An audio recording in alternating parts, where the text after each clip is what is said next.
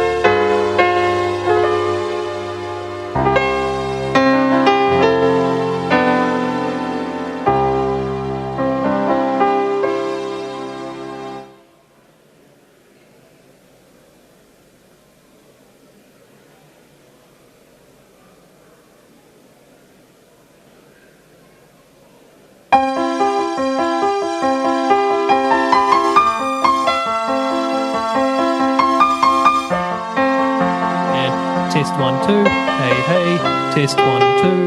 Sound test 1 2.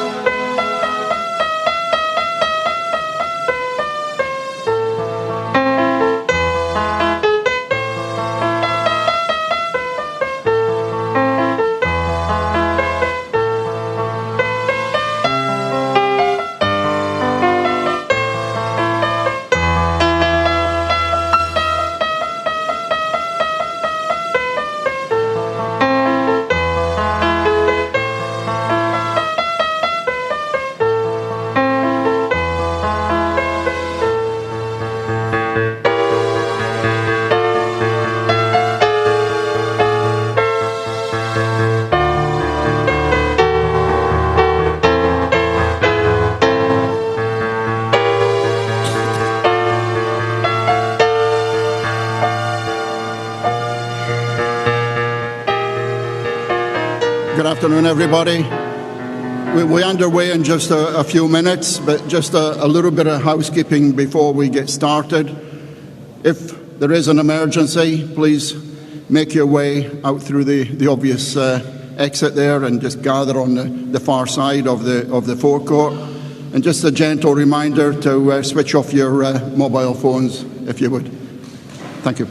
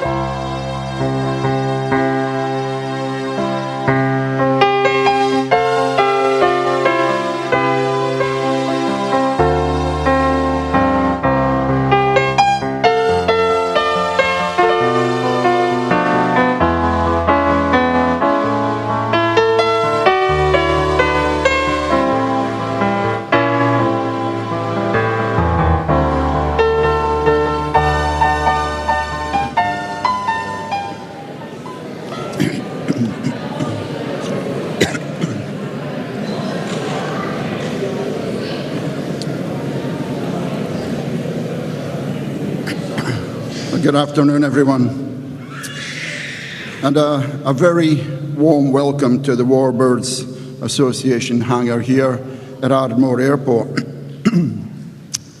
But much more especially today, to this memorial service of remembrance, as we come to pay our last respects and to honour and pay tribute to the life of Glyn Powell, QSM. And we're going to do that by sharing a little of his story amongst ourselves as we say our fond farewells. As some of you will know, Glyn has been suffering from the onset of Parkinson's disease for quite some time. Back in May of this year, for his own safety and welfare, he was admitted into residential care at Aparangi Rest Home in Te Kaupara. Sadly, with his health issues overtaking him, he passed away there peacefully last Tuesday, surrounded by the comfort, love, and support of those nearest and dearest to him. Glyn was in his 86th year. It may be fair to say that he had reached that time in life when we're never just quite sure when to expect the worst. But his passing did come quite quickly and unexpectedly in the end. And of course, nothing ever really prepares us for that mix of emotions that we're about to experience.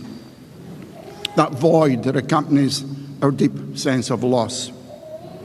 Maybe that longing for one more opportunity to say or do some of those things that we now wish that we had. And especially for you, the family.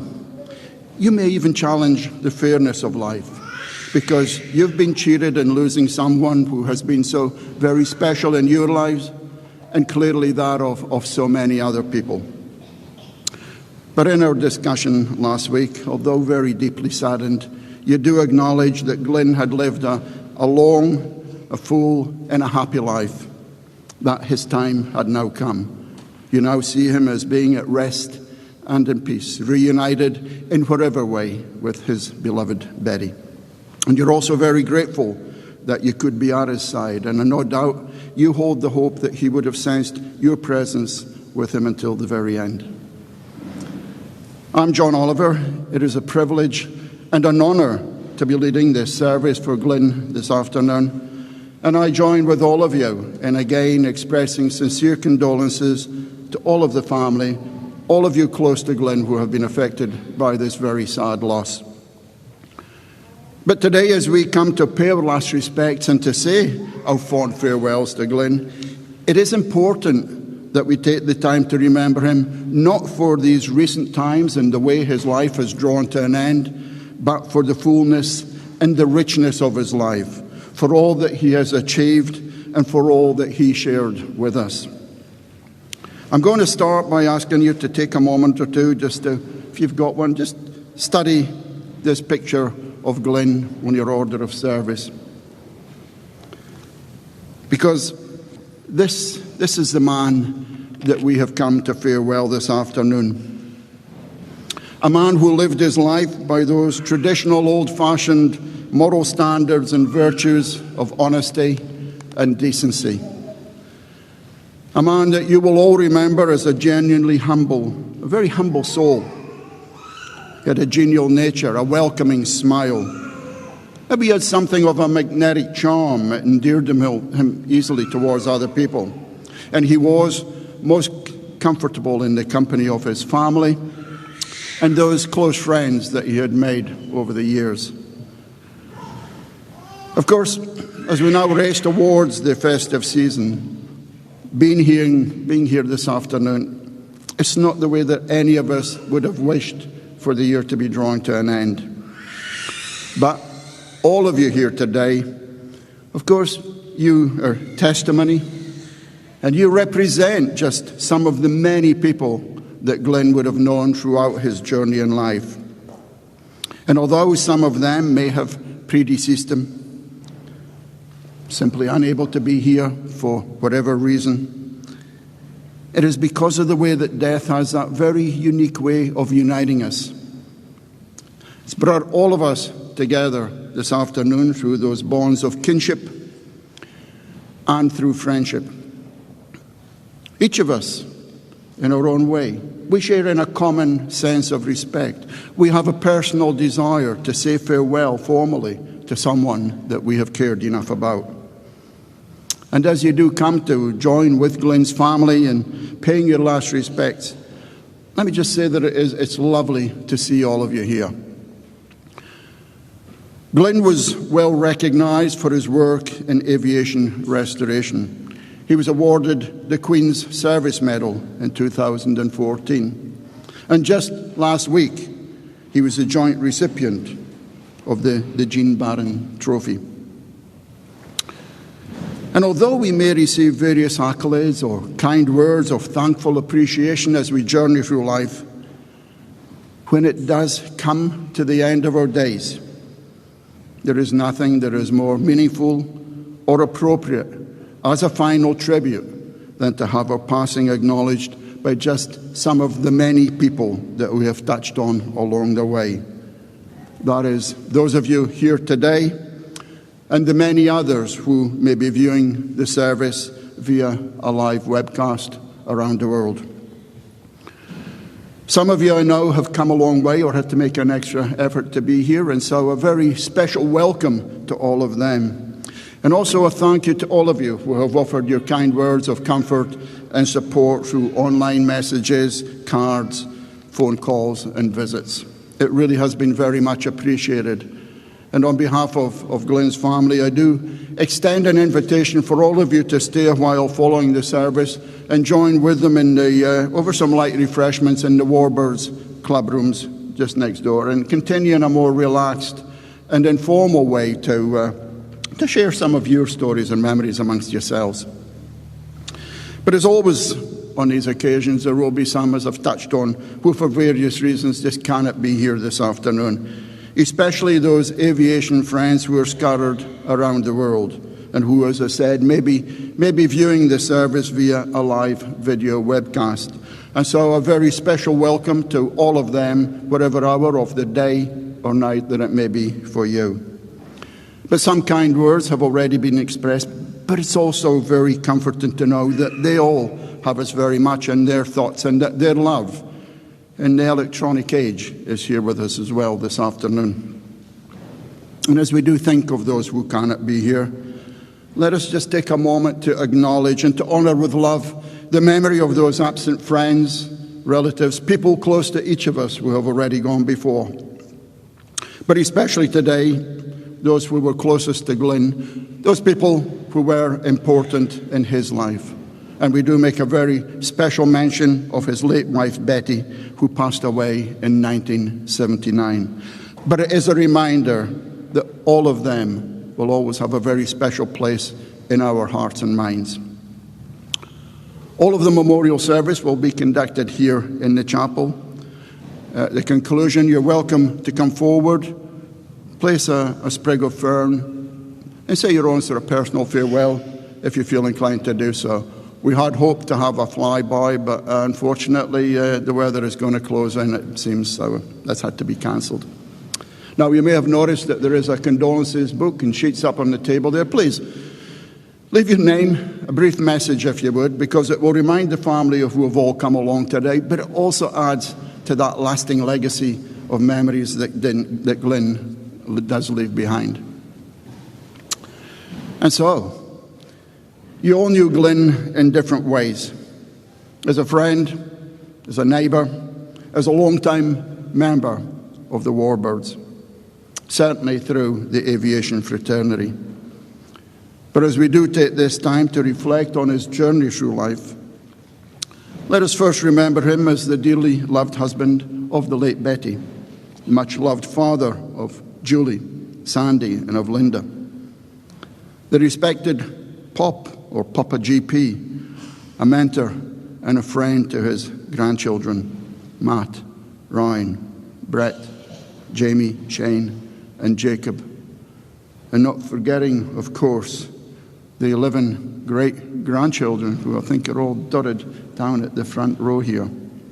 A very important part of his legacy. When I met with the family late last week and we spoke about Glyn's life, there were some smiles, there was some laughter, and of course, there was deep sadness. But mostly it was very happy expressions of a man who was described as a wonderful father and grandfather. He was also described as being a man who had that natural ability to get along with people. He was generous of his time, benevolent, caring, and kind, always willing to give someone a helping hand. In his work in the restoration of historic aircraft, Glyn could well have penned the mantra that the difficult I can do now, the impossible just takes a little bit longer. Gary Bridger, whom we will hear from shortly, wrote, Glyn is perhaps a typical Kiwi bloke, very modest and unassuming with a relaxed and a quiet manner. However, do not be fooled by his quiet and friendly demeanour. It conceals a steely determination and an ability to solve complex problems that would drive most of us to drink or despair. I watched a video clip on YouTube, an interview that Glyn had conducted with a local TV program, and we may see it shortly. The interviewer said to him, are you dogged or obsessive? And his simple reply was, or mad. He went on to say, in terms of his work, that the devil was in the detail. And when he was asked how he would feel when he saw the aircraft fly for the first time, he very nonchalantly said, well, I do get emotional at times. And so, legendary, visionary, alchemist. No doubt there are many superlatives that could be used to describe Glyn Powell, and we may hear more on those shortly. But it was his grandson, Matt, who put it into, I think, a fairly real perspective, because being the good Kiwi bloke that Glyn was, a man who really epitomised that number 8 wire mentality, maybe the best and the most simple description was that he was a good bugger. He was never shy or ostentatious, rather a very humble man, more than happy to morph into the background and be centre stage. And although he was an absolute perfectionist and he was articulate about attention to detail, he was down to earth, didn't want a lot of fuss. In fact, he had written down some of his wishes. One of them was that he wanted something simple, because he had a very firm belief that one day we will all meet again. And with that in mind, this is with his body already cremated, this is a service of remembrance and farewell. It really is to allow those of you who knew him best that opportunity to pay your last respects, to pay tribute and honour his life, and to offer your support to his family. But the death of someone close to us, someone that we have known for a long period of time, it's a very important part of our own journey in life. And today is a time for many things, especially for the family, for those of you closest to Glyn. And I know that some of you here today were indeed very close to him. And so this is a time for formally parting and for saying farewell. And as we all come together bound with mutual love and respect, it's a time for all of us to express our sorrow at the passing of a man who has in whatever way touched on or indeed been so very much a part of our lives. But it's also a time to bring to our minds the good and the meaningful life that Glyn has lived, the life that he shared with us, to honour his life by reflecting on those fond and happy memories that we all hold very dear to our hearts, by sharing some of those amongst ourselves, either here in this formal part of the service or more informally later on. And so celebrating and by giving thanks for his life and for all that he brought into our own. And just bear in mind that as we do all of those things today, and by acknowledging his presence, by being here this afternoon or by viewing in from around the world, then we're also affording him the grace, the dignity, and the respect of that fond farewell that we certainly all do deserve at the end of our days. And so I do ask you, as we take this next few minutes, take the time to reflect on your experiences, the relationship that you shared with Glyn, and just hold on to those thoughts as we do take this time to commemorate his life together. We do have some personal tributes to be made shortly, but as an introduction, let me just say that one of the great privileges of doing this work is that once in a while we come across an exceptional individual. In this case, an exceptional New Zealander.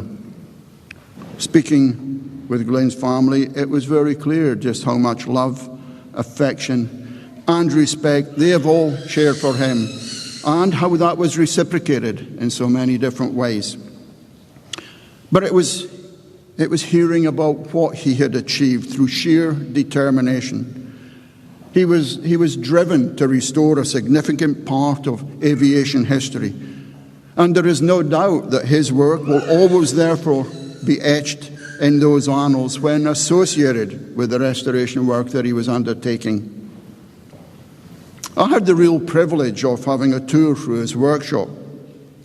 It was somewhat difficult as a layman to put it all into context, the sheer amount of work that had been compiled. But with an engineering background myself, I was able to identify with the amount of skill and knowledge that Glyn had developed through his passion. And as a fraternity within the aviation world, although some of his skills are now gone forever, his legacy will live on in the practical work that he has already completed, coupled with the very detailed information that he has compiled and left behind. But today is really about hearing from those of you who knew him best. And with that, I'm now going to hand you over to his grandson, Matt Young, to deliver a eulogy and some of his own tribute. Matt, it's all yours.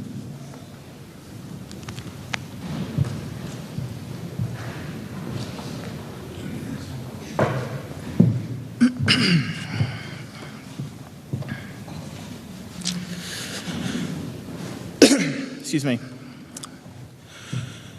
Good afternoon, ladies and gentlemen. My name is Matt Young. I'm the eldest of 6 grandsons, and I'm about to give you a eulogy of one of the most amazing men that I've ever met. His name is Glyn Powell, master craftsman, bit pilot, builder, plumber, electrician, property developer, son, father, grandfather, great-grandfather, friend, and political advisor. My goal for this eulogy is to, by the end of it, have you all smiling and to remind you that all of our lives were made better from knowing my pop, Glyn Powell. Glyn, absolute legend Powell, was born 27th of December 1933 and was an only child to Ethel and David Powell. He told me stories of his parents, of which Grandma had only met. "What was your dad like, Pop?" I would ask. He would reply, "He was very careful. Every time I did something ambitious like ride my bike, he would yell out, 'Oh no, Glyn, no, be careful, don't take silly unnecessary risks.'" And he wasn't, he was Welsh, not Indian. Okay. Papa grew up in Otahu, completing college as a good average student. He went on to do an electrical apprenticeship with Jeff Shove, aka Shovey. Shovey was an ambitious man. See that building over there, Glyn? Pointing out to a huge commercial property. I'm going to buy that one day, he said. Pop smiled and said, "Oh yeah, are you now? Good-o." By the end of the week, Shovey had it. It was here where I think Papa learnt about the power of positive thinking and setting your mind to task. He clearly was a quick learner, and it didn't take him long to set his mind on something else. And it wasn't a commercial building or a plane, it was Betty. In his early 20s, Glyn met Elizabeth Donnelly. Betty was engaged at the time, but clearly Glyn's charm was too much for her to resist, and he won her over. They married and had 3 daughters, Julie, Sandy and Linda. My mum, Julie, often talks about the fantastic upbringing and family life they had growing up, enjoying many happy memories, living in a stunning Spanish family home that Pop built from scratch. Sadly, Betty passed away in 1979, and Pop named their road Elizabeth Place. After various career changes, it was through a neighbour that his interest in flying reignited. So once again, he put his mind to work and obtained his PPL and CPL. Papa GP was a social man, and he enjoyed a drink or 2 or 3. Clearly, this trait runs in the family, and it was a common occurrence for me to be late home because I'm still at Pop's, half shit-faced, talking planes and politics. The Papa GP. In our family, we have an expression called the Papa GP. It's an emotional and physical outburst which lasts approximately 3 to 5 seconds. It's used in various frustrating situations, for example, hitting your thumb with a hammer. Immediately after the event, you would throw the hammer as far away as possible and proceed to yell out words that would start with F's and C's. Throughout the years, I have witnessed many of these events, like the time Pop got a bit of sawdust stuck in his eye whilst dismantling the wing of KA-114 in Canada. I watched him struggle with this eye for about 10 minutes, still working away, hoping it would clear. We drove into town and got some lunch. I ordered and he went straight to the bathroom to try and sort out the eye, but was unsuccessful. We got back on the job and continued to work, Pop still moaning and groaning. I asked him how he was getting on with the eye. He replied, "I'm going to take my fucking eye out and throw it at the fucking thing soon." I erupted into laughter, and so did he. The tears we both produced were enough to clear it, and we carried on. Various things over the years would trigger these outbursts: the toaster burning his toast, landing on the wrong runway, or political opinions on News Talk ZB. But one thing about Pop was once it was over, it was over. He never held onto any negative energy or held a grudge. Never once have I heard him talk negatively about any other person. This was something I think we all should learn from. I'm struggling to find the words that adequately describe my Pop GP. He was 1 in a million. He was consistently teaching me right till the end. I will treasure the memories of you, Pop, and you were my best mate.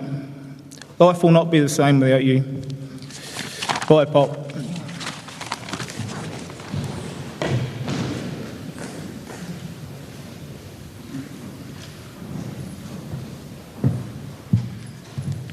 Thanks very much for that, Matt.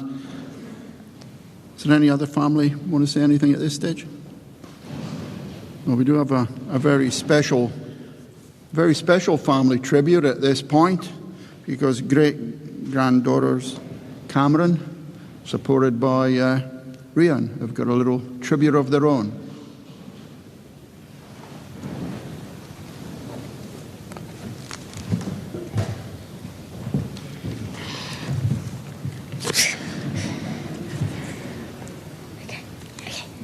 Dear Papa, there's a special kind of love that grandchildren have for grandparents.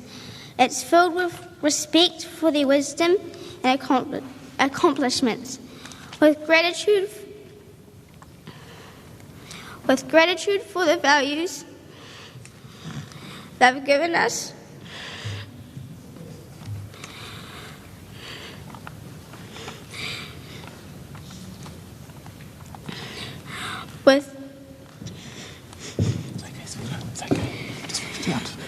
with delight in the stories of our family that they remember and share.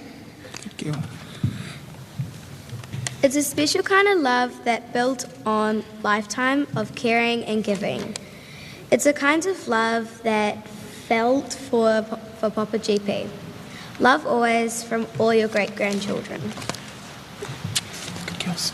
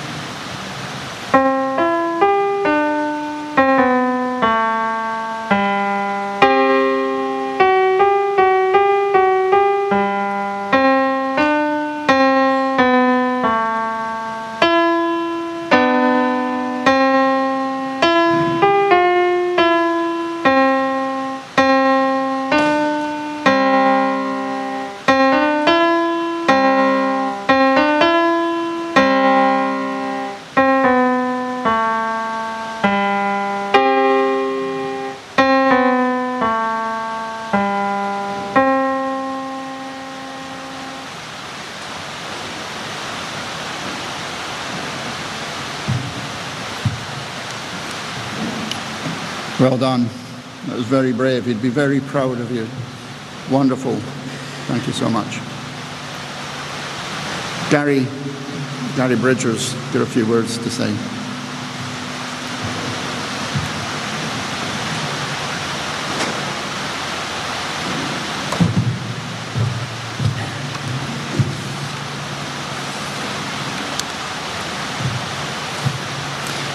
Thank you very much, ladies and gentlemen. My name is Gary Bridger. I'm a hanger-on, I suppose. I'm just a personal friend of Glyn for a long time now, and great admirer, of course, of Glyn, and my kindest regards and respects to Glyn's family. Before I start, I would like to read just a couple of letters that have been sent to me from the UK. So if you don't mind, I'll read these first. The first one is from the de Havilland Aircraft Heritage Centre chairman.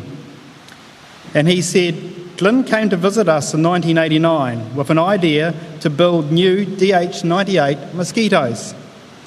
We explained to him how difficult this would be, but he was not put off with his determination to achieve his vision, eventually proving us wrong.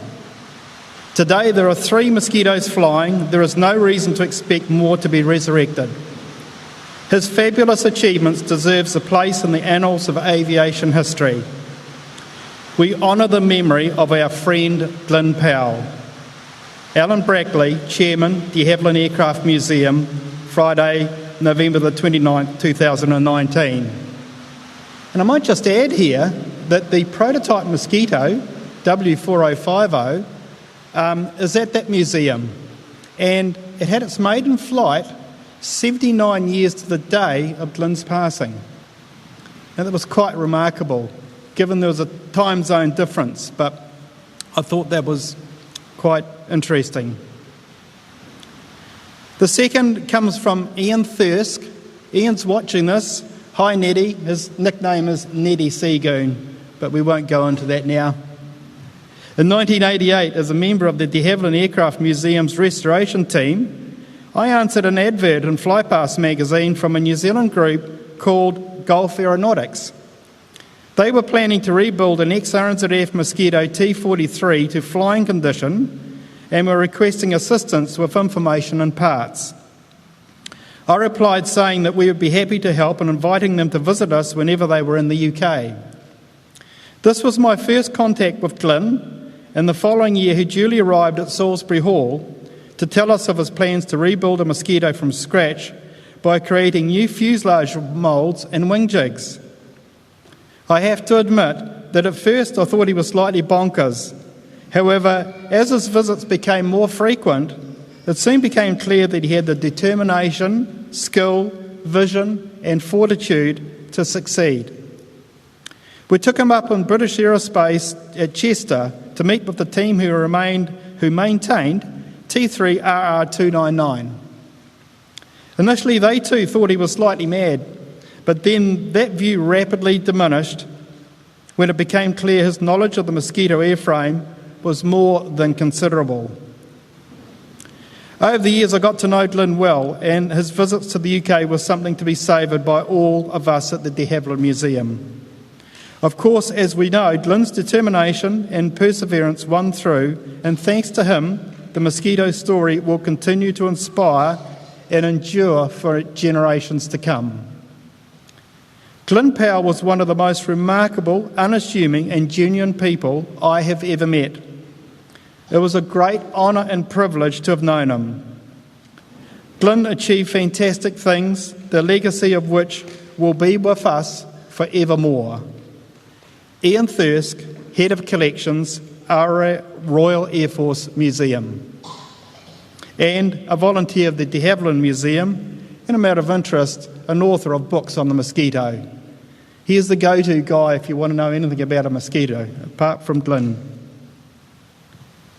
And just a special message from the people in the Mosquito Pathfinders Trust, who also hands on their regards and condolences to Glyn's family.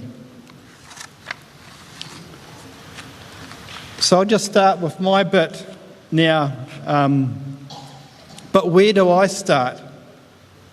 The words on Mike's magnificent urn that he built after Glyn passed states vision, courage and determination. I'd like to add that quite simply, Glyn is one of our greatest New Zealanders, period. And I still don't know, after knowing him for so long, how he did it. As an example of determination, I could give you some idea of how he found the plans for the Mosquito, which of course, if you didn't have the plans, you couldn't build the aeroplane. British Aerospace wouldn't give him the plans. So he found that the Smithsonian in Washington had them. So he made a special trip to Washington, knocked on their door, and asked if they had the plans for the Mosquito. They said, no, we don't. So he came all the way back, and then somebody said, oh, did you ask them if they had the plans for the F-6? Because that's what the Americans call it. Oh, Glyn went all the way back to Washington, knocked on their door and said, you got the plans for the F-6? Oh yeah, we got those. So he bought a big box of microfilm home with 8,000 drawings, and one by one, Glyn looked at those drawings, catalogued them first of all by hand on a piece of paper, and then onto a primitive computer. I said to Glyn, how long did it take you to do that? He said 3 months, solid, going through those drawings one by one. And then he had a catalogue of the drawings. But of course, by far the most complex task Glyn had was building those moulds, from which the Mosquito's unique ply and balsa fuselage is made. I don't have time here to talk about how he built them or the description of the moulds.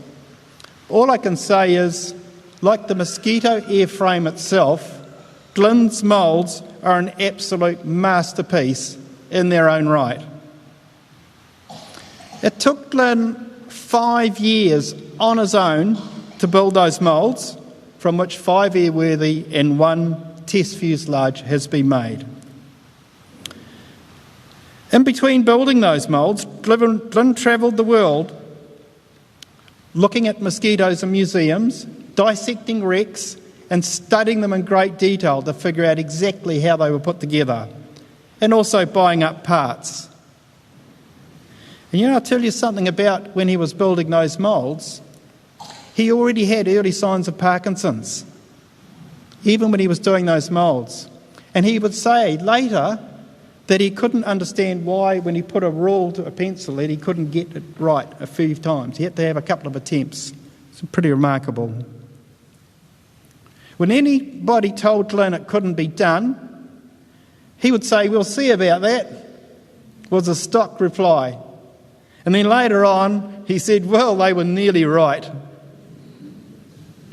Whenever he came across one of the many eye-watering obstacles that he faced, and these were gigantic proportions, Glyn would say to himself, "Well, it's been done before, it's got to be done again." Yes, it was done before, wasn't it? 8,000 times thereabout, during the war on a wartime footing, in factories in the UK, Canada and Australia, with thousands of employees on a wartime footing. Not one man alone in a shed in New Zealand, largely self-funded, with the rest of the world telling him it couldn't be done. Internationally, Glyn's work is considered one of the greatest of aviation restoration achievements. So while Glyn set out to restore his own mosquito, he ended up building a complete mosquito airframe factory in his own shed in Drury on a shoestring budget. And of course, as a result of the joint venture between the Glyn and the magnificent magicians here from Avspex, we now have 3 airworthy mosquitoes flying in the UK, with 2 more underway, including Glyn's own. Sadly, Glyn never achieved his goal of finishing and flying his own mosquito. But all going well, it will be completed by Avspex and sold to the Mosquito Pathfinders Trust in the UK. There it will be operated out of Duxford and become the only airworthy mosquito in the UK after the tragic loss of RR299 in 1996. Glyn was always very humble and modest. He never blew his own trumpet, and even when he received his QSM at Government House in 2014, he refused to wear it when he left. I hassled him and said, "Glyn, it's your big day, wear your medal." "Nah, bugger that." It went in the box, and that's the first time I've seen it here today since Glyn wore it that day in Government House. Glyn's achievements are well known to us all here, but most New Zealanders have never heard of him. Despite all that, as I said from the outset, Glyn Powell QSM is one of our greatest New Zealanders ever, and the world needs to know about that. And I also said at the start, I simply still don't know how he did it. It has been an honour and an utter privilege to have known him. Thank you.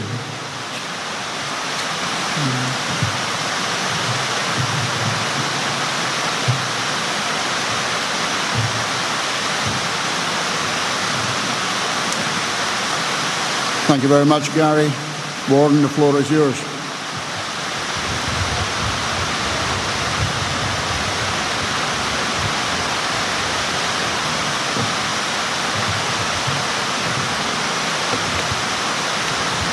Hello everybody, my name's Warren Denham, and for those that don't know me, I have a little aircraft restoration shop on the airfield here. Most of my staff have come along today to reflect on the time they've spent working with Glyn, and I've come to share a few memories of my own about what it's been like working with Glyn over the last nearly 20 years.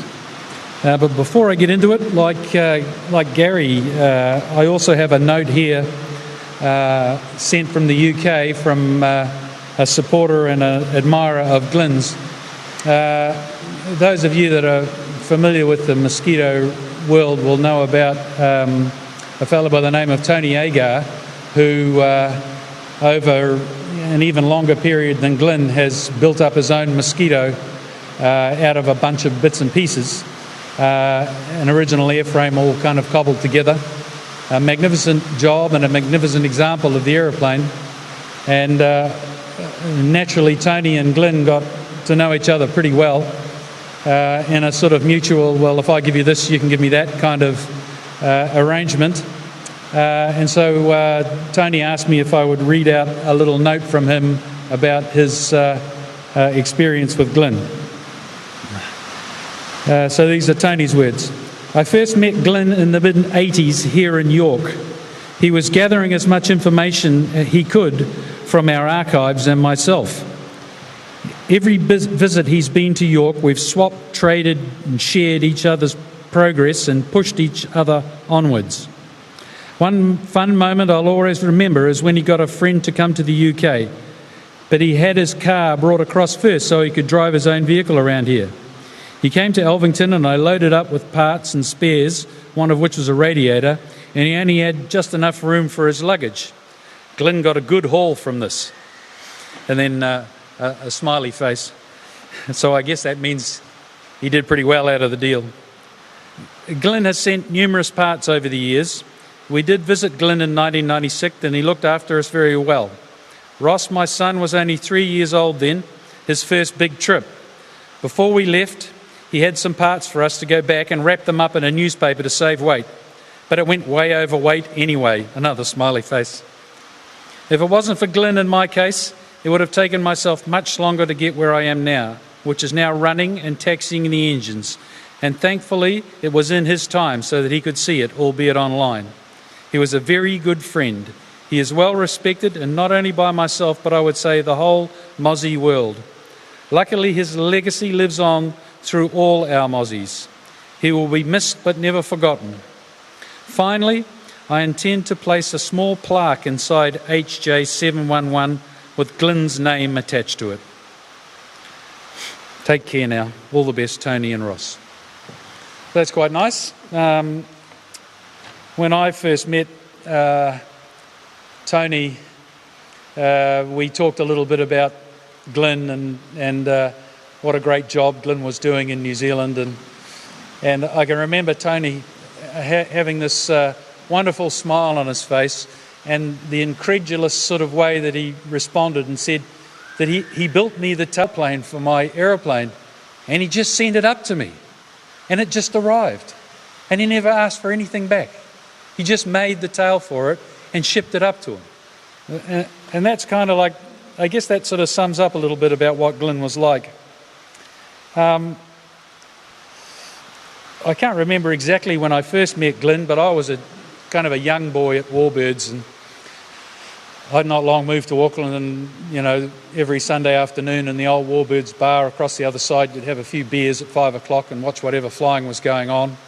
Glyn would often be there, and he would be enjoying a pint or two with the guys, and I kind of knew of him, and knew that he was a de Havilland fan because he was involved with the Devon at the time, but I didn't really realise that we would have so much to do together until Owen Fenner, who I was working with, had been helping Motat rebuild their Mosquito, and he ended up with a whole lot of parts, and so he sort of cooked up this idea to seek some support from Warbirds members to gather the plans for the Mosquito and start building it. And Glyn went along to this meeting that was arranged, and he picked up the reins and ran with them, and the rest is kind of history in a way. But I'd heard that Glyn had built this fuselage, and people had sort of waxed on about how wonderful it was, and most of the people working here at Ardmore had been fairly cynical about the possibility that Glyn would get the aeroplane ever built, and people would say, well, I hope you've planted the trees, Glyn, and things like that, but nobody ever really thought it was ever going to become a reality until he got the first one off the mould, and I can remember going to Glyn's place for the first time, and I was just given some sort of rudimentary instructions on how to find the workshop, and it was kind of like, go down Drury Hills Road, and when you see the pink house, turn right and go up the driveway. So I followed those instructions, and I turned and went up this unsealed driveway heading up into the hills, and I thought, oh, this can't be right. Someone's having me on, you know. So I carried on up the driveway, and it kind of gets less and less obvious that you're going to the right place, and you kind of take a bit of a turn and the trees start to envelop you. And then there's a Y in the road, and there's a choice, and there's this little sign hanging on the tree there in Glyn's driveway, and it has house and an arrow and workshop the other way. And I thought, oh, well, maybe this is the place. So I followed on round the driveway, and there was this big barn. And I went and introduced myself, and we sort of knew each other briefly. And I had a look at the work that he'd done, and it was just, mind-blowing, as everybody knows. Eventually I went back sometime later after kind of cooking up this idea that we could build a flying aeroplane. And one thing I must say about Glyn, he was wonderfully economical with what he would say about things. So I kind of went in there and waxed on about how I had this guy and we built this plane and this P-40, and he could be convinced to buy a Mosquito, and talk for 10 minutes to Glyn about how this could all work. And in the end I sort of said to him, so what do you reckon, Glyn, can we do this? And he sort of just looked at me and said, oh yeah, I guess so. And that was it. The deal was done. I mean, there were lots and lots of other meetings with Glyn sitting around his table in the house and, chatting about how things were going. And I'd talk a lot, like I do, about how wonderful it's all getting on. And he'd say, oh, yeah, it's going okay, And I think that's the kind of coolest thing about his personality, was that he understated everything. He understated his own achievements. He was extremely humble, as people have said before. And yet, he could still get on and get things done, even though you would think that would take somebody with a much more kind of outgoing personality. But he did it. He did it fantastically. We worked, we've put millions of dollars through his organisation and ours, and it's been an opportunity for us to rise to the top of the heap in warbird restoration, and we would never have been able to do that to the sort of extent we have if it hadn't been for what Glyn had done with the aeroplane. And I have to say that while I've run around the world, since these aeroplanes have been flying and spoken about them to literally thousands of people and seen the adoring looks on everybody's faces, Glyn himself has remained extremely sort of grounded about it all. We'd finish the aeroplane and you'd have to kind of ring him up the morning it was going to fly to remind him he needs to come out and have a look, otherwise he would have been still back in the workshop working. And it would have been easy for him to kind of get swept up in the fame of it all, but he never did. And I know that if you go up Drury Hills Road and turn right at the pink house and drive up the driveway, the little sign on the tree saying house and workshop is still there, exactly the same way as it was 20 years ago. No fanfare, no fuss, just where Glyn does his shit. And it's wonderful.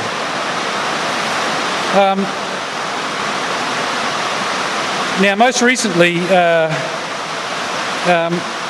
was privileged enough to be honoured as a joint recipient of the Jean Batten Memorial Trophy, which... Can you hear me?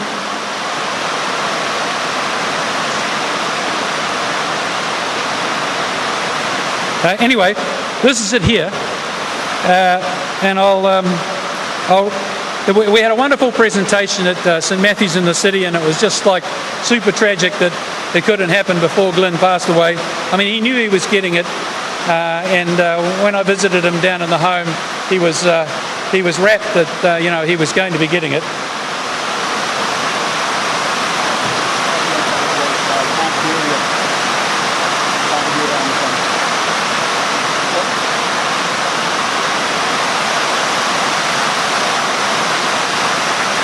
Just talk amongst yourselves for a minute.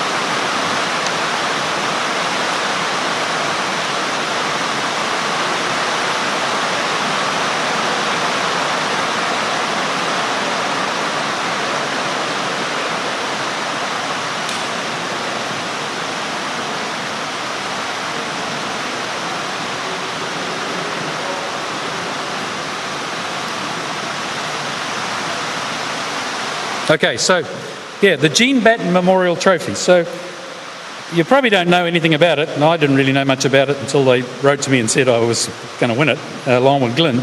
But previous winners, it was first awarded in 1992 to Harry Beelby, and then some of the other names you may know, Ray Mulqueen, who was the engineer down at Wanaka, Ozzie James, who set up James Aviation, Guy Robinson, Stu McIntyre, various other sort of notable people, and now Warren Denham and Glyn Powell. So the award was presented the other night, and it's awarded in the memory of the late liveryman Miss Jean Batten to recognise an outstanding individual, crew, group or organisation's contribution to New Zealand aviation. And they read out a wonderful sort of story about aeroplanes and what have you in Glyn, but the final sort of paragraph sums it up. And they read this out before they gave out the trophy last Thursday. And it says, without the efforts and uncommon determination of Glyn Powell, this unique and historic aircraft could not be seen in its natural habitat, the air. It has taken these enthusiasts with the dream of getting one of the most iconic British aircraft back in the air again to make this goal a reality. For this, we should all be thankful. For his outstanding contribution to New Zealand's international reputation for aviation restoration skills, the rebuilding of a pool of craftsmen so necessary for such formidable tasks, and their decades of focused personal commitment and achievement, the New Zealand region is proud to award Mrs. Glyn Powell and Warren Denham as joint recipients of the Jean Batten Memorial Trophy. So there's a nice certificate there, and you can come and have a look at the trophy afterwards.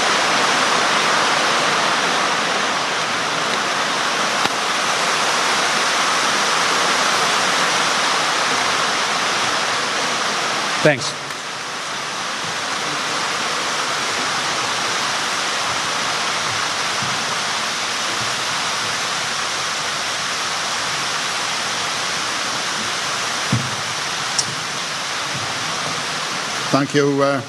Thank you, Warren. I guess we can only just say that Glyn really is having the last word.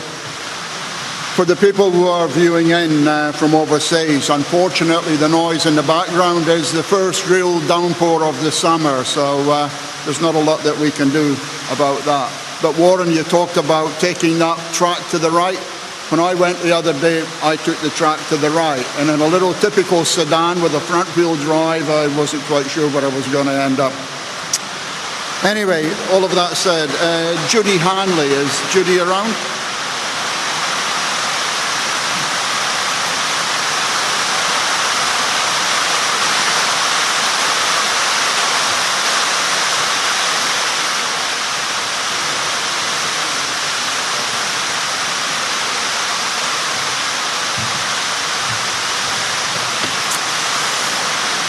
Right, I'm Judy Hanley, and I have known Glyn, or as he is often referred to as GP, for some 42 years, of which I've had the privilege of working for him for most of those years up until recently.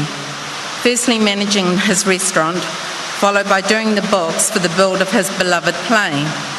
I was introduced to Glyn when I was told he was the new owner of the restaurant I was working in, and I remember thinking, oh wow, a new chef, only to be told he was a sparky who wanted to do something different.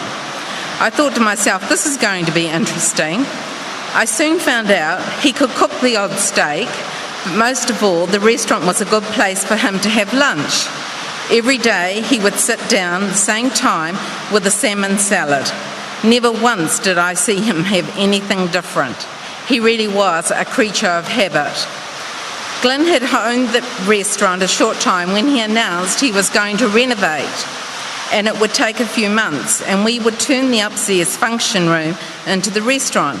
But it wasn't long before I realised this was no renovation after he had demolished the whole of downstairs, and we were looking at a full-on new refit. He was such a perfectionist in everything he did, and a stickler for detail. After 12 months of hard work, he opened the doors to a beautiful new restaurant, which I must admit was such a pleasure to work in. He was a great boss with such a great sense of humour, and he had a short fuse as well, but always got over it very quickly with his humour. I remember being upstairs in the office one day. The next thing, the door flung open. He picked up the phone and yelled, "Jim, this goddamn thing's lost its marbles." He slammed the phone down and disappeared, only to put his head round the corner and say, "Are you okay, Jude?" As I'm trying to control myself with laughter. The thing he was referring to was the dishwasher downstairs. Another incident happened on a Saturday night. We had a full house downstairs and a wedding upstairs. It was all go when I heard sirens outside. I promptly looked out the window and to my horror, I saw 3 fire engines outside the restaurant. I ran downstairs only to see Glyn standing in front of the barbecue, holding a tablecloth up in the air to hide the flames, which had engulfed the whole barbecue and had gone up into the flue. I looked at him and said, "What the hell has happened?" And his reply was, "What the fuck do you think has happened?" Needless to say, the fire was put out thanks to our friendly firemen, and in no time everything was back to normal. I don't think we made any money that night. It has been a real pleasure to have worked with Glyn in those restaurant days, and I will always remember him for his drive, his determination, humour and his passion for playing the piano, and boy could he play it. He really was an extremely talented man, but most of all he taught me that it's okay to dream, and dream big he did. He had the vision, determination to do something no one else had done before, and that was to build the Mosquito aircraft. Hence, the Mosquito aircraft restoration was born, and after some 20 odd years, it was much of a thrill to see his dream come true when we got to see the Mosquito fly for the first time here in Ardmore. I will never forget the immense pride I felt for this man and what he had achieved. In no time, I began to realise just how smart, intelligent and clever this man I had known for so long really was. To be able to dream so big and to be able to achieve everything he set out to do, my hat goes off to him. I will miss the man who was my boss, but more importantly, a wonderful friend. What a legacy he has left to his girls, Julie, Sandy and Linda. I know how much your papa meant to you all. He really was your hero, and I know you all meant the world to him. Fly high, Glyn.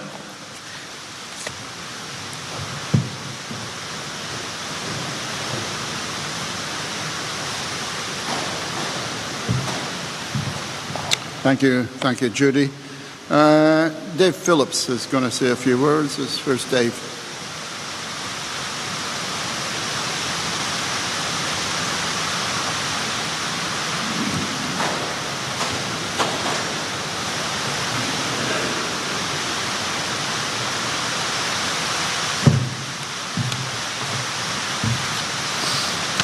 Good afternoon. If this was a flight, I think I'd cancel it, or at least delay it, but I'll do my best. My name's David Phillips. I've been a friend of Glyn's for the last 20, 25 years or so. And I'll always feel indebted to Glyn because he made possible the highlight of my flying career, which was the opportunity to fly not one, but 2 of his magnificent creations. While the first Mosquito was under construction, I'd occasionally drop into his workshop in Drury. I always felt a little uncomfortable doing this because it was such a labour-intensive process, and my visits felt like an interruption in this process. So I tried to keep my visits brief. But it's such a fascinating project, and Glyn was always so hospitable, I always ended up staying longer than I wanted. I think also, subconsciously, I thought if I could just stand close enough to him for a little while, and for long enough, maybe a bit of him might rub off on me, and my work ethic and perseverance might improve dramatically. I mentioned to him once on one of these visits to his workshop that he reminded me of the story of Noah. Just one man with an impossible dream, hoping to save species from extinction, and doing so by constructing a large and complex wooden structure. And Glyn thought about this for a second, and then he said, "Yeah, but Noah didn't have to do it to a 10th hour tolerance, did he?" I didn't have an answer for that. Watching Glyn in that workshop was inspiring. There's a quote I stumbled across years ago that to me describe Glyn perfectly. I quote, "A master in the art of living draws no sharp line between his work and his play. He simply pursues his vision of excellence through whatever he is doing and leaves others to determine whether he's working or playing. To himself, he always appears to be doing both." By that definition, Glyn was a master of the art of living. I've never met anyone with such a strong sense of purpose or who was as well suited to the task he had set for himself. To build one mosquito in a lifetime would be a breathtaking achievement. To reopen the production line like he did simply beggars belief.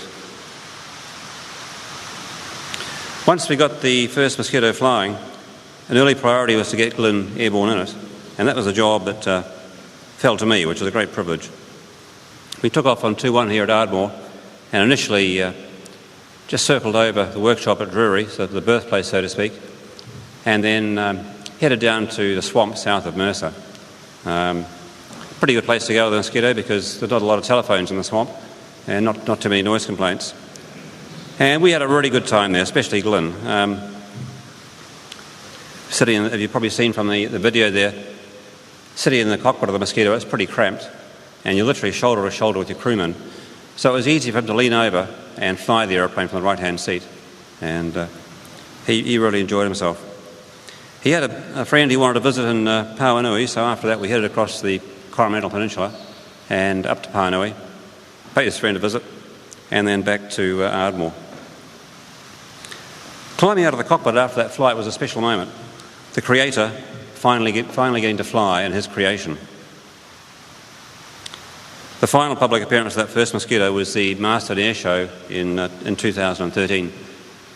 On the Sunday after the air show, or the Monday after the air show, Keith Skilling brought the aeroplane back up to Ardmore, and the following day, on Tuesday, it was going to be dismantled and packed up to be sent over to the USA.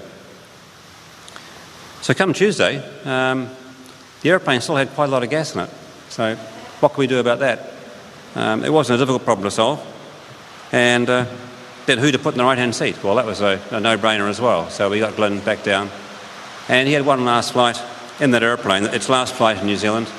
And immediately after we landed, it started coming apart to be sent to the USA. I thought it was quite fitting that he should have the last flight in that aeroplane.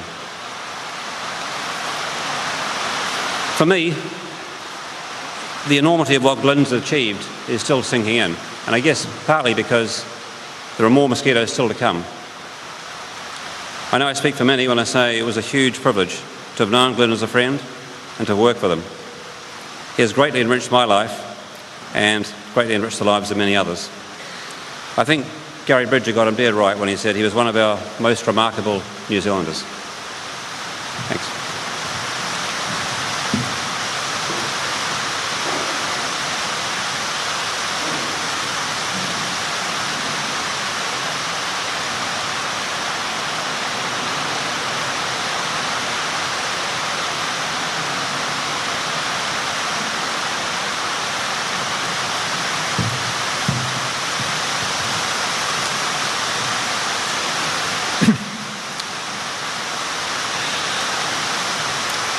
My name's Malcolm Owens.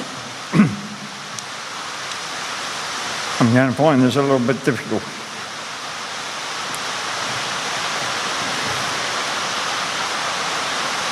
We first met Glyn and Betty over 62 years ago. And how do I know that? The other day I spoke to Julie and said, "How old are you, Julie?" "Yeah, I'm 62 years old." Glyn and Betty, or Glyn, called into my job, my first house, bringing Julie home from the home, and Betty.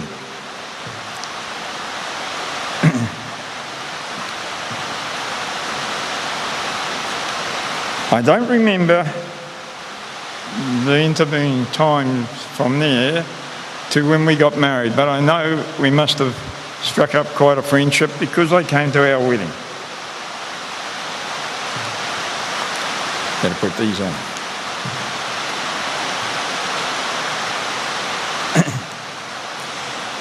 When I was trying to prepare for this, I suddenly come to the realisation that our two families, over the next 23 years, until Betty died, that our two families ran very much in parallel.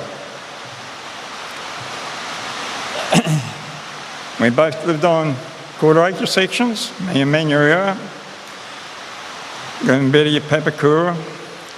And back in those days, we were probably in contact several times a month. Our two girls, or three girls, but two eldest girls, were a couple of years apart in age and very much good friends. I bought 10 acres.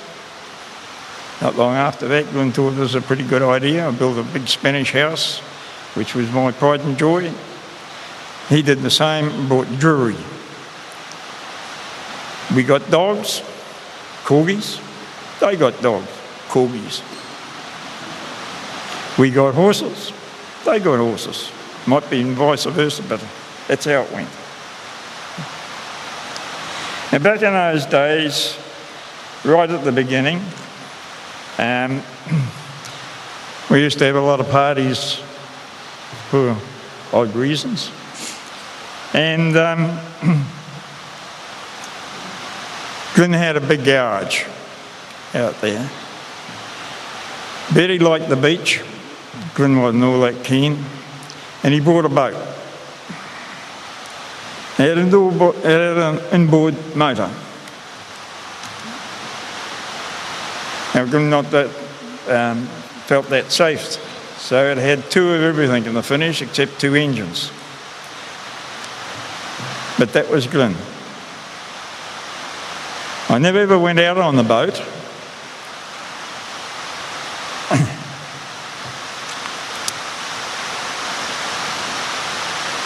Then he decided model aeroplanes. Now, he built many of these, and that's when he learnt that you don't hit the ground with them too hard.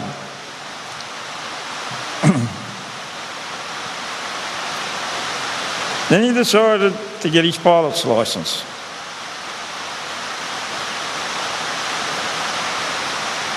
And once he had his pilot's licence, we went on several occasions out to Ardmore here and went flying with Glyn. Me more than my wife. I must explain that. Betty was absolutely petrified. And one Sunday arranged or it had been pre-arranged, sorry, that we go flying. And my wife Val and Betty get in the back seat. Glyn's fine, and away we go. We did 2 circuits. My wife still carries the bruises, and that's 40 years ago. And that was the end of that. Then Glyn decided that Auckland Aero Club was over there at the time. They had a short, I called it the bubbles. The wingtips had been, to me, been cut off. He said, oh, we'll go for a fly on that. So he booked it, and we waited out there for about an hour, and then we went flying in that. That was one of my scariest experiences with Glyn, because we were sitting in a bubble. And it's all right when he went over that way, because he was there.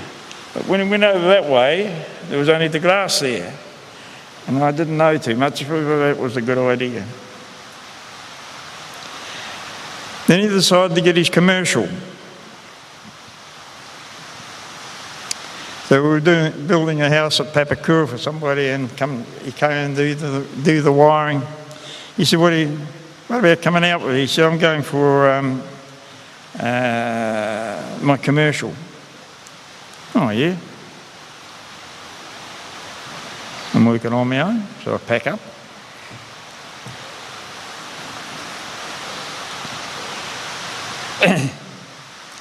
And we come out here. So the first trick is you fly in blind, put all the shutters up, take off and land, take off and land, take off and land. Then we fly out over Clevedon. I'm sitting in the back, the instructor's there, and I can remember saying, "What's that banging?" In the back of the plane. He said, "Oh, that's just telling us we're near stalling." Oh, choice. That's exciting.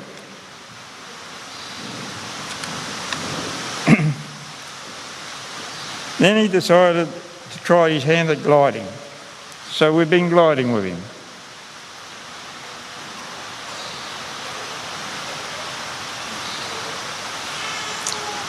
And like I said earlier, Betty passed away and they'd done about 23 years of their marriage. Glyn, unfortunately,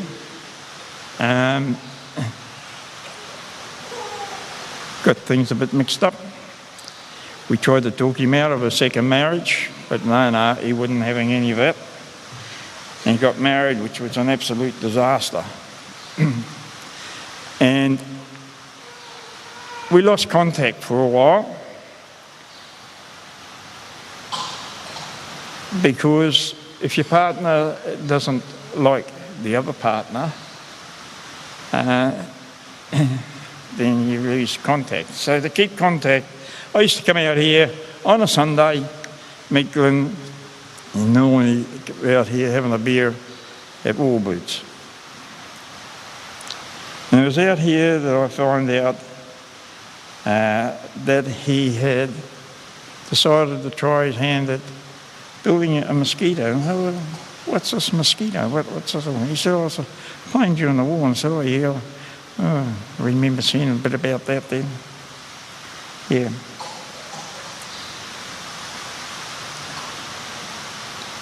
He said, "I'm trying to get the plans together. I've been here and I've been there and I've been everywhere." And then sometimes I'd come out here. By this time the barman had got to know me a bit and I didn't have to have Glyn with me. I could just come in and have a beer and meet a few other warbird people who had.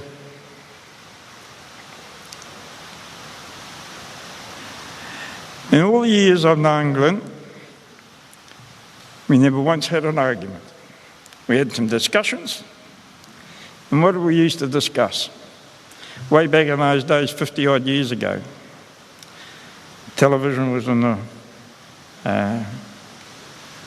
9 to 5, 5 to 9 or whatever it was. Didn't have much of that. There was politics and a person by the name of, it's left me, Nostradamus. And a lot of you have probably never heard of him. But he predicted the First World War and he predicted the Second World War. And he's predicted the Third World War. And this is 50 years ago we were discussing this. And at the time the world and America were against each other and Russia. What's happening today? Is it America and China? Because he's predicted there will be a Third World War between America and China. And these are the sort of things we used to talk about. And in doing that, we didn't swear at each other if we didn't disagree. We used to call each other Charlie. And that's what stuck, even today. If I rang up on the phone, "Is that you, Charlie?" Or he rang me and said, "Charlie here."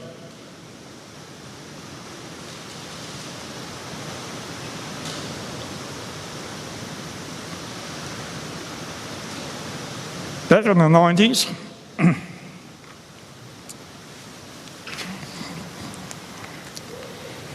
I started to get involved.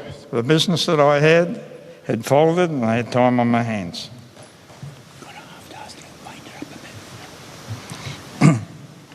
So Glyn said at the time he was trying to put the moulds together for the bodies, for the fuselage, sorry. He was working over in Panmure at a boat place. Now, building the body, the fuselage, is much like building a boat. So for weeks on end, I was going over there, giving Glyn a hand. That was my first involvement. And off and on over the years, I have been involved helping out. I put the extensions on the barn. I improved his building where he lives. And all in all,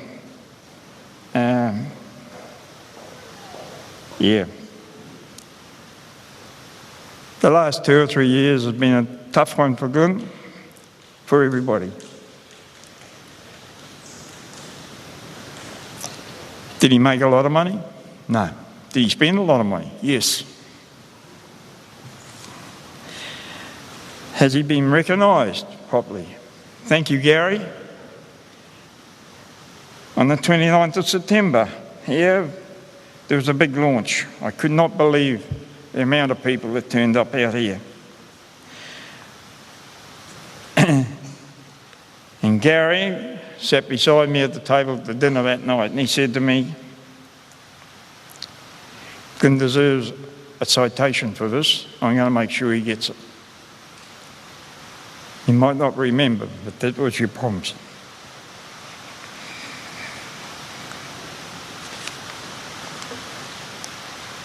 What happens now? He didn't achieve his goal. His goal was to build this plane and fly it back to England. That's the one and only thing he wanted. I regard this achievement like you would a painting, and he was the painter. He got paid a wage for doing something, but it's somebody else who's going to make the fortune. Thank you.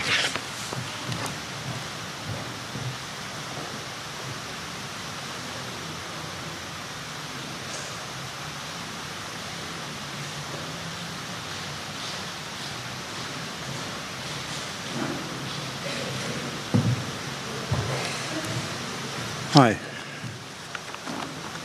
my name's Mike Tunnicliffe. I had the pleasure of working with Glyn. I feel greatly privileged to have been able to spend a quarter of my life employed at a job that I thoroughly enjoy.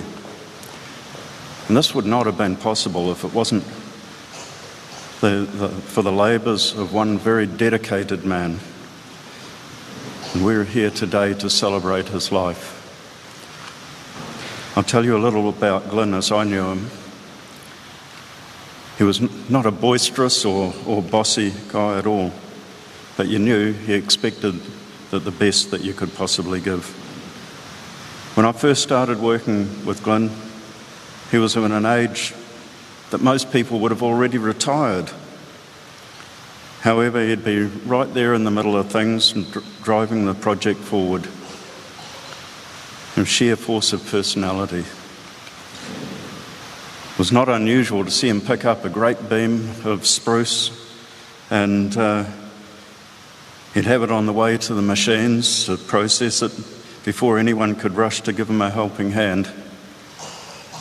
He was definitely an independent spirit. It could be hard to keep up with him at times. And he'd never accept that something could not be done. After all, it had been done before. How hard could it be? He had a great memory and was an endless source of information regarding mosquitoes. I learned a lot from Glyn. If he had something to say, it was definitely worth listening to. He had a wry sense of humour, though, and I'd find myself glancing at him just to make sure that he was being serious or whether he was pulling my leg. Often, when he was not working on aircraft, he could be found playing his piano. I'd go over to his house to ask him about something, and I'd be greeted by the sounds of the music he was playing. It always seemed to be a sin to interrupt his piano sessions, as he was just totally immersed in what he was doing. I hold Glyn in the highest regard and will treasure the memory of his friendship and kindness for the rest of my days. The world is a much poorer place for his passing. Thank you.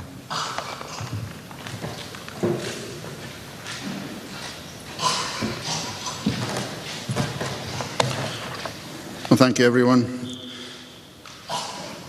Mike has worked particularly close with Glyn over the years, and just so that you are aware, he's used his tremendous skills as a final tribute to make this urn that contains Glyn's ashes here this afternoon.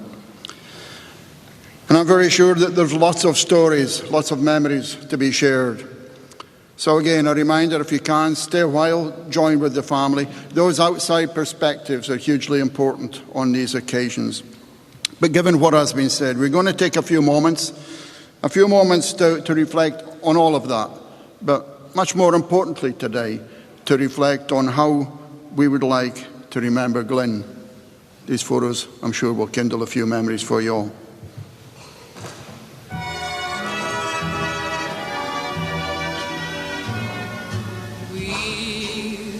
Meet again, don't know where, don't know when, but I know we'll meet again some sunny day. Keep smiling through, just like you always do. Skies drive the dark clouds far away. So will you please say hello to the folks that I know? Tell them I won't be long. They'll be happy to know that as you saw me go, I was singing this song. Again, don't know where, don't know when, but I know we'll meet again some sunny day. We'll meet again.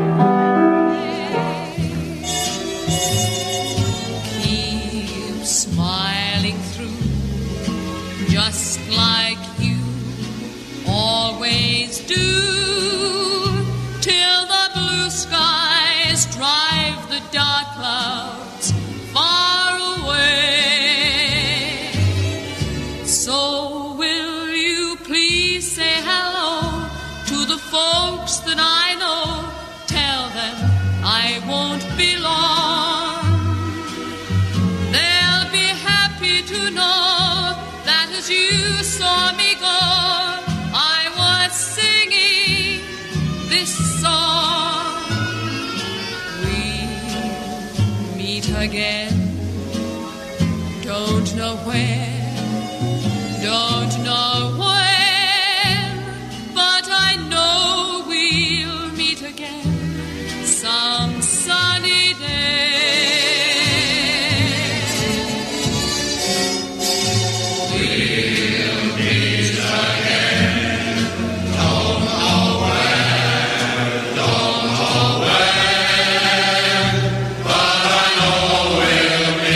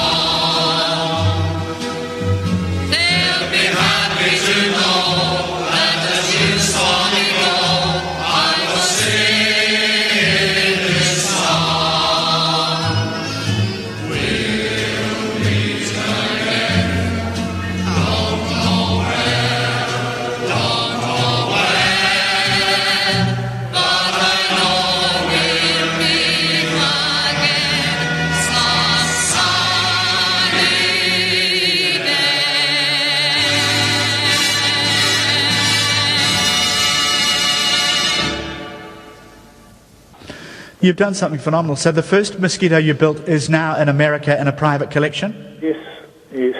Jerry Yagan's got a private collection over there. Biggest one in the world, I'd say. Is it? Whereabouts is that? In Virginia Beach. Okay. And are you building your own one now? Yes, I finally got round to doing my own one, and I've had to knock off doing that just for the moment because I'm building a couple of fuselages for some more. Oh, okay. So, right, okay. So you've got 3 or 4 planned? Yes. Well, Gee. 2 more anyway to start with. Gee, okay. And is it a lot easier second time round? It does get a bit easier, yeah. Remember what you did, because it's usually 2 or 3 or 4 years ago when you did it. You're going to be gainfully occupied for a while, aren't you? Well, I hope not, because I want to hang my boots up. Do you? Or there's no chance of that, is there? Yeah, well, I've had 80 and I've got a few health issues. Okay. You sound like you're going strong, though, Glyn. Oh, yes, well, it's all happening out there. We've got some good guys in the workshop and they're doing a great job. Fantastic, and congratulations on the Queen's Service Medal. Oh, thank you. Yeah. No, so well deserved. Very nice of you to talk to us. Yeah, no trouble. So that is Glyn Powell, the man who built the mosquito.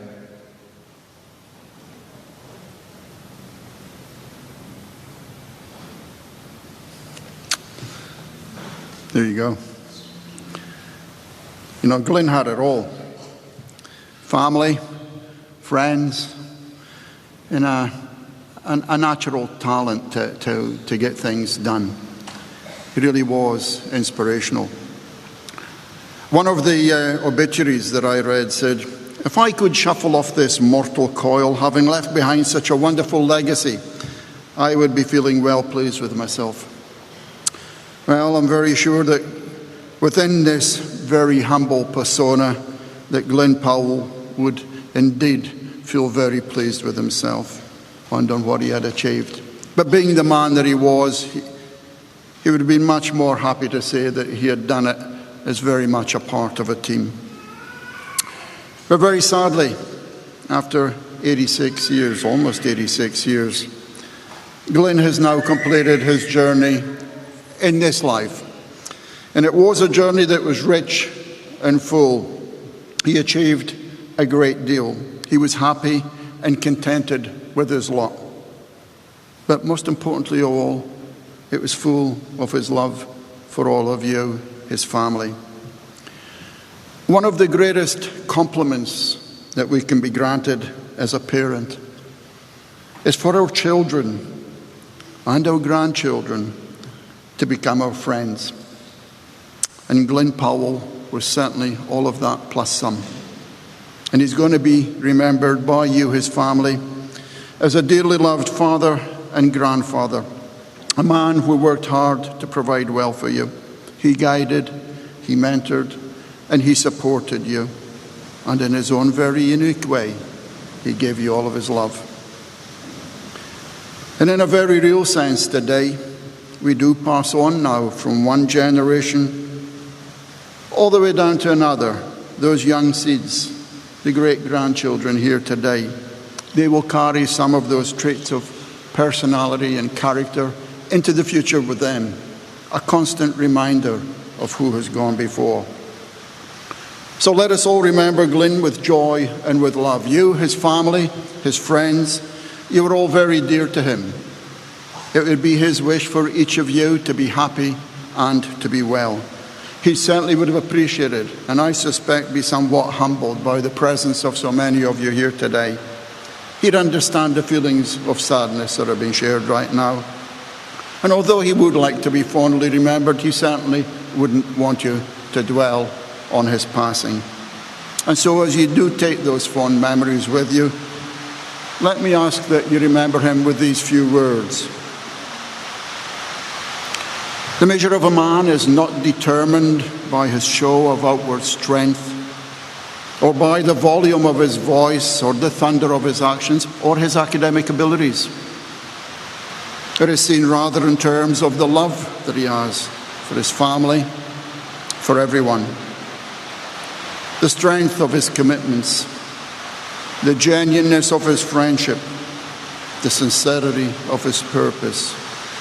the quiet courage of his convictions, the fun, laughter, joy and happiness he gives to his family and to others, his love of life, his patience, his honesty, and his contentment with what he has. And for those of you who knew Glyn well, I'm sure you would acknowledge those words as summing up a great deal about the personality and the character of the man that we have paid tribute to, and that we all will remember him in that light. Coming to say farewell to Glyn today, it's a gentle reminder of the fate that awaits each of us. And as we do come towards the conclusion of this service, let me ask that you leave here in peace, go in quietness of spirit, be conscious of those things that really matter in life: good health, a good family, good friends that we can share it all with. Let the sadness that we share, let it be embraced by the comfort and the richness of our fond memories. And if we do take something from the example that Glyn has set for the rest of us, then you will be giving continuous purpose and meaning to his life. Glyn may well, as we've heard, have had some view on what kindled his spiritual well-being, on where he would like to be right now. This time only he really knows the answer to that.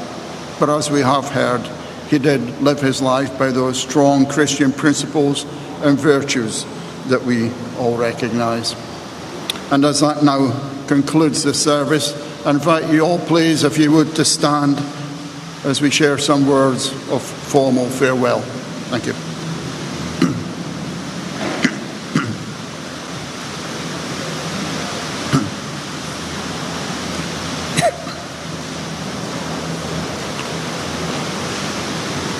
And so, Glyn,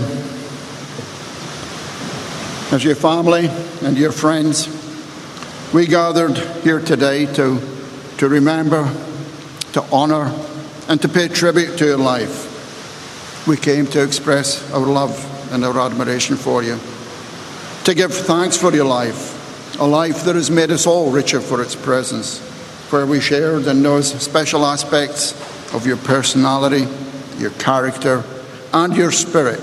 All of those things brought us so much pleasure and endeared you to us. And it is with great sadness that we humbly stand here now to acknowledge that the earthly life of Glyn Griffiths Powell, QSM, is now at an end. And although we are very much in grief at your death, we're also very grateful for your life, for the privilege of having shared it with you. With your body now cremated, we release you now to continue on your spiritual journey as you walk hand in hand with your Creator, all of those who have gone before you lighting your way. At the closing of your days, your work is now done.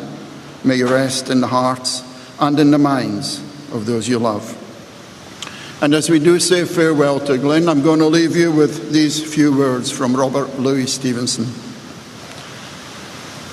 That man is a success who has lived well, laughed often, and loved much, who has gained the respect of intelligent men and the love of children, who has filled his niche and accomplished his task, who leaves the world better than he found it, whether by an improved puppy, a perfect poem, or a rescued soul, who never lacked appreciation of earth's beauty or failed to express it, who looked for the best in others and gave the best he had, whose life was an inspiration.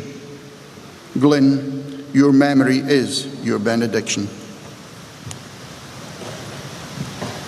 Only make believe I love you.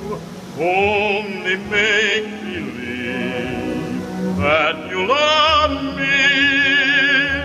Others find peace of mind in pretending. Couldn't you, couldn't I, couldn't we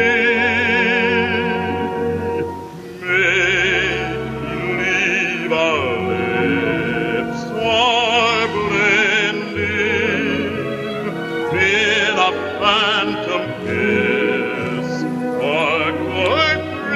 welcome now to come forward and say your own personal farewell if you feel inclined to do so.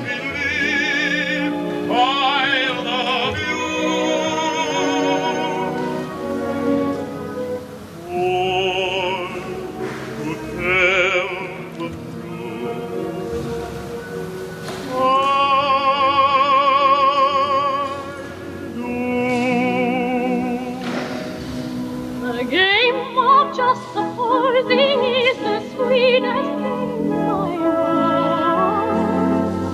Our dreams are more romantic than the world we see. And if the things we dream about don't happen to be so, that's just an unimportant technicality.